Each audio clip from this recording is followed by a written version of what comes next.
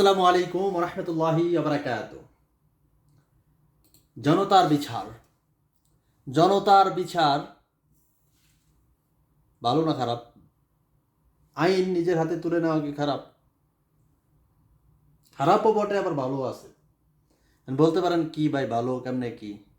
কারণ আমার সোনার বাংলায় যে বিচার ব্যবস্থা, আমার সোনার বাংলার যার বিচারের অবস্থা, তখন মানুষ তো আইন হাতে নিতে বাধ্য হয়। আইন হাতে নিতে মানুষ বাধ্য হয়। তো একটি সম্প্রতি দুঃখজনক একটি ঘটনা ঘটে গেছে। আমার পিছনে কিন্তু ঘটনাটা চলতেছে। এক গৃহবধূকে তার বাড়িতে টাইসের কাজ করতেছিল এক মেস্তুরি, ইয়াং বয়স।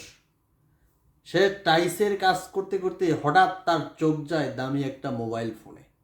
তখন সে মোবাইল ফোনটা আনতে যায়, তখন ওই বাড়ির মালিক যে মহিলাটা, উনি বাধা দেয় যে তুমি এটা নিও না।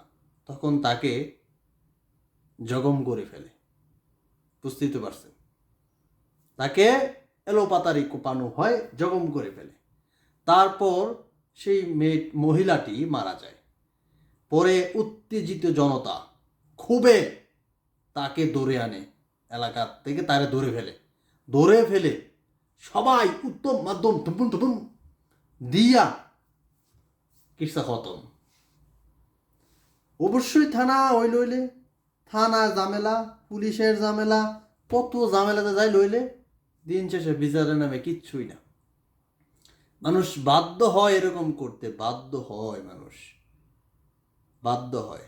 এই যে পিছনে দেখতে পাচ্ছেন ভদ্রলোকটা, ওনার স্ত্রীকে মেরে ফেলা হয়েছিল। বিশাল একটা বাড়ি, আসলে দেখলাম বিশাল একটা বাড়ি, বিল্ডিং বাড়ি। আজকে তার সংসারটা তছনছ। লোভ লালসা, একটা মোবাইলের জন্য বাধা দিছে, মোবাইলটা ফালায় দিয়ে আইজা পড়তে না, ওইটা একটা মানুষকে মেরে মোবাইলটা আনতে হবে। কি একটা লোভ লালসা আমাদের! একটা টাইস মিস্ত্রি তো ভালো ইনকাম করে, তারপরও এরকম লোভ লালসা। কি হইল দিন শেষে? তুইও একটা মানুষকে মারলি, এখন তোর নিজের জীবনটাও শেষ।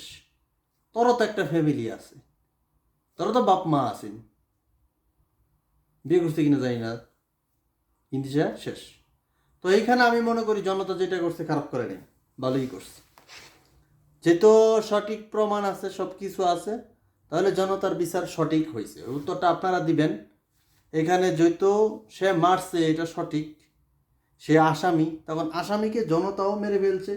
আমি মনে করি এটা সঠিক সিদ্ধান্ত দিচ্ছে, খারাপ কিছু না। উত্তেজিত জনতা গণদোলায় দিলে এটা কেউ আটকাইতে পারে না।